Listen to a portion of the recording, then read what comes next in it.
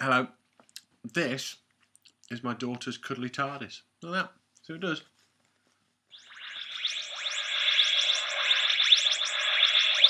She's a bit scared of this bit. I told her not to be scared. Look at that. Isn't that great? There's 20 seconds. I'll never get back. I'm loving, absolutely loving this story. And this episode is clever and brilliant and fun. And it's getting progressively darker. And we know what's going to happen to Troy. We know what's going to happen to some of these characters. But yet it's still so delicately mixed. It's so put together so sweetly. We've got a love story blossoming between Vicky and Troilus. We've still got some reasonably broad comedy. Paris is down. What's it called? Primark is still.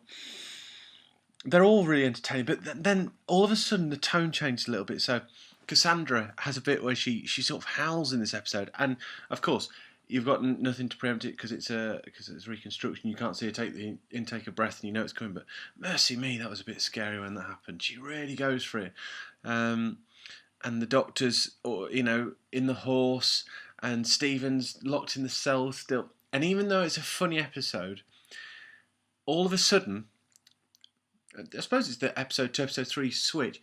Just things start to get a little bit darker and weirder and creepier, and I'm liking that. But also, it's worth noting. Oh, I think it's worth noting. It's probably a load of gibberish, but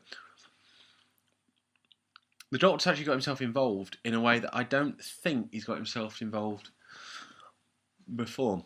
It's certainly not if you think about the Aztecs, where we can't change history, not a single line. Well, the Doctor's part of history now, or is he? Because this is mixing myth and fact. Now, I haven't looked it up, and I will look it up. The whole Siege of Troy, all that kind of thing. But it's pretty well accepted. They probably didn't. Did they build a wooden horse? Probably ridiculous. But yeah, there's a doctor getting involved. Where's the idea come from? I know this gets looked at in the next episode. Move, cat. Move. You're freaking me out. Long story. Anyway. So I'm absolutely loving this story. I'm genuinely loving this story. I think it's so exciting and so fun, and as varied and layered and beautifully constructed as the very best of 21st century Who. I really genuinely feel that. I think it can compare.